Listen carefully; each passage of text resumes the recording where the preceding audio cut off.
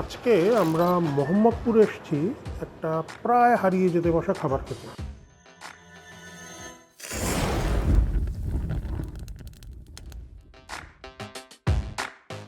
খাওয়ান দাওয়ানের আজকের পর্বে স্বাগত।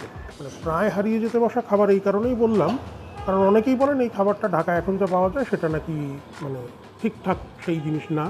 তো আমি খবর পেয়েছিলাম যে মোহাম্মদপুরের এই যে জয়ত্রী নামের এই রেস্টুরেন্টে নাকি কাছাকাছি একটা জিনিস পাওয়া যায়। সে তো কী আর সেটার সঙ্গে আর কি খাবো সেটা পরে, আপনারা রেস্টুরেন্টে একটু দেখে আসুন।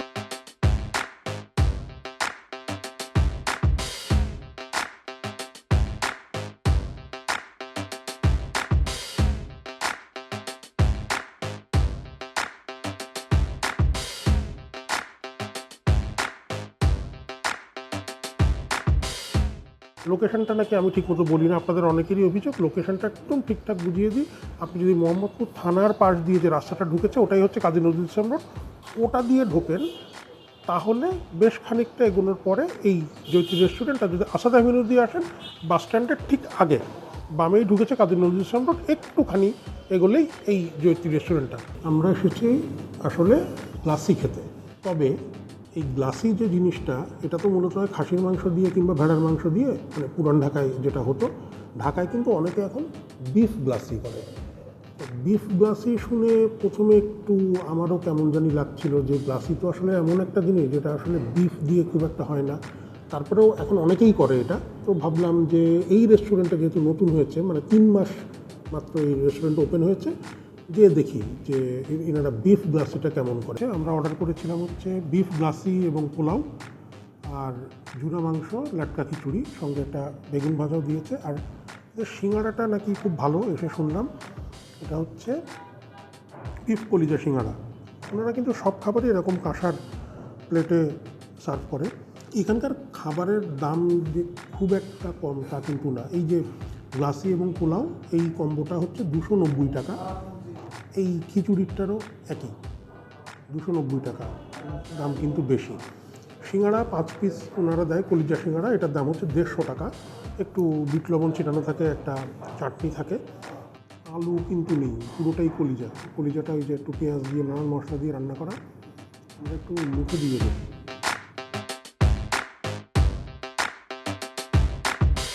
ভালো, তবে এই যে কলিজাটা ভেতরে দেওয়া, এটা যদি আর একটু শুকনো হতো আমার বেশি ভালো লাগতো।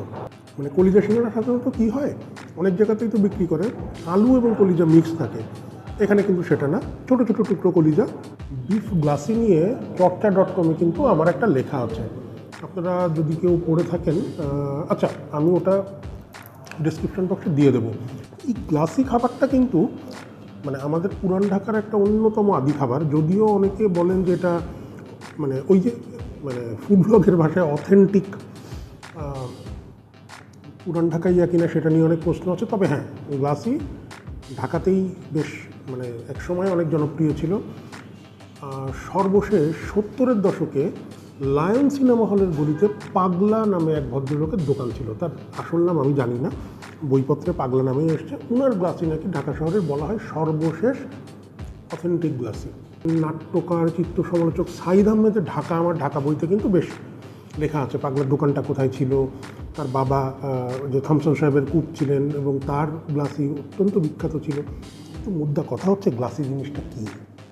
অনেকে বলেন যে ইংরেজি গ্লস চকচক করা, সেই শব্দ থেকে গ্লাসি এসেছে, কারণ গ্লাসিটা একটু মাংসটা যেটা চকচকে হয়। কিন্তু এই চকচকে মাংসের জন্য দরকার কিন্তু আসলে খাসি বা ভেড়ার চর্বি সমৃদ্ধ মাংস, যেটা ওই যে ওপরে খাসির মাংসের উপরে একটা চর্বির লেয়ার থাকে, সেটা চকচক করে বলেই এটার নাম গ্লাসি। কেউ কেউ বলেন এটা আর্মেনিয়ান বা ওই যে ওই অঞ্চলের যে খাবার গুলাশ থেকে এসেছে। কেউ বলেন যে আর্মেনিয়ান খাবারে তো ঘি মাখনের ব্যবহার কম, এই ঘি মাখন নিয়ে কিন্তু একটা মজার ব্যাপার আছে বলছি। আবার অনেকে বলেন যে মধ্য এশিয়ায় যে যারা যাযাবর ছিল তারা যখন একটা ভেড়া খাবার জন্য প্রস্তুত করতো, ওই মাংসটা যাতে পরবর্তীতে নষ্ট না হয় সেজন্য তারই চর্বিতে এটাকে ফুটিয়ে রেখে দিত, ওখান থেকে গ্লাসি এসেছে। আবার অনেকে বলেন যে ঢাকার নবাব বাড়ির বাবুর্চিরা কাশ্মীর থেকে এই পত্তা এনেছে। অনেক গল্প আছে গ্লাসি নিয়ে, লেখাটা আপনারা পড়ে নিতে পারেন। তবে গ্লাসি রান্নায় কিন্তু মশলা খুব অল্প লাগে, লাগে হচ্ছে আধা কেজি ঘি। ঠিক 1 কেজি খাসির মাংস 8 টুকরো করে কেটে তাতে আধা কেজি ঘিতে রান্না করতে হয়, এবং মাখন প্রায় 200 গ্রাম মাখন লাগে। হুমায়ুন আহমেদের ওই যে বাদশা নামদার একটা উপন্যাস আছে না, ওখানে কিন্তু গ্লাসির একটা খুব মজার রেসিপি দেওয়া আছে, আমার লেখাতে ওটা উল্লেখ আছে, আপনারা পড়ে নেবেন। বিফ গ্লাসি কিন্তু খুব এখনকার সময়ের, মানে নতুন এই কয়েক বছরের মধ্যে বিফ গ্লাসিটা ঢাকায় অনেক জায়গাতেই এসছে। এই গ্লাসিটা মানে গ্লাসিতে সবসময় একটা ডিম, হ্যাঁ, পেঁয়াজ এগুলো দেওয়া হয় আস্ত। এটার একটু আমরা দেখি, এখানে এই যে 2 টুকরো মাংস আছে, একটা হাড়ের টুকরো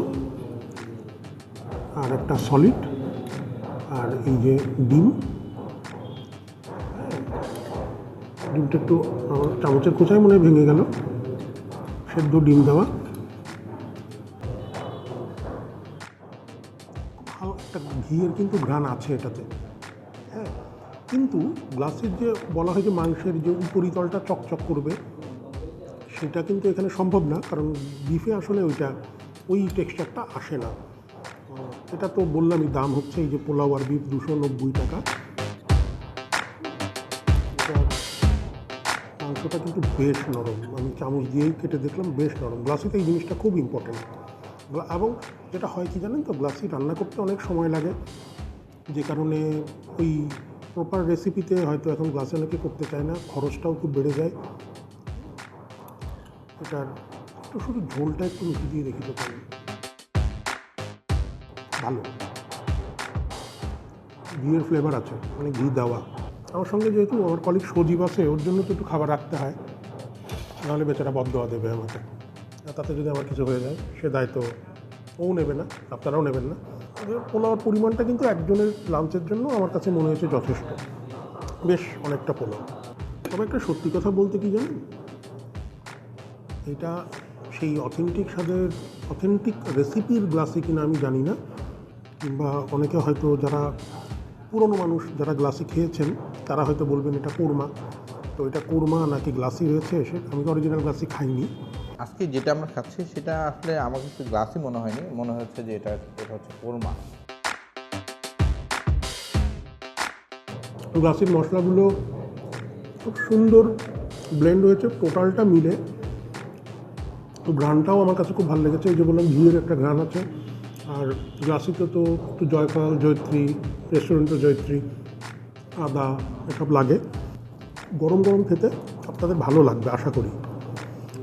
আবারও বলছি, অথেন্টিক গ্লাসি কি না সেটা আমি বলতে পারবো না, কারণ ওই অথেন্টিক গ্লাসি আমি খাইনি। অনেকে তো বলেন পাওয়াই যায় না, আগেই বলেছি। একজনকে জিজ্ঞেস করেছিলাম যে অথেন্টিক গ্লাসি কোথায় পাবো, আমার সিনিয়র একজন তিনি বলেছিলেন, উনি পুরান ঢাকার মানুষ, যে প্ল্যানচেট করে পাগলা সাহেবরে নিয়ে আসেন তাহলে পাওয়া যাবে না। হলো না, না পুরান ঢাকার কথাটা হবে কী করে, আমি তো পুরান ঢাকার মানুষ না। কিন্তু এটা যেটা খাচ্ছি, আপনি গ্লাসি বলবেন নাকি কোরমা বলবেন আপনাদের ব্যাপার, ওরা গ্লাসি বলে বিক্রি করে, খেতে ভালো। এদের একটা খিচুড়িতে এই যে ঝুরা মাংস এবং বেগুন ভাজাটা কিন্তু উপরে একটা কিছুর একটা কোটিং হালকা করে দিয়ে পাতলা একটা বেগুন ভাজা, বেশ ভালো। এইটার দামও 290 টাকা, ওই গ্লাসি এবং এর দামও ছিল 290 টাকা, দামটা কিন্তু একটু বেশি। তবে এই অ্যাম্বিয়েন্সে বসে আপনারা যদি 290 টাকা দিয়ে এই গ্লাসি বা ল্যাটকা খিচুড়ি খেতে চান, চলে আসতে পারেন এদের এই দোকানটাতে।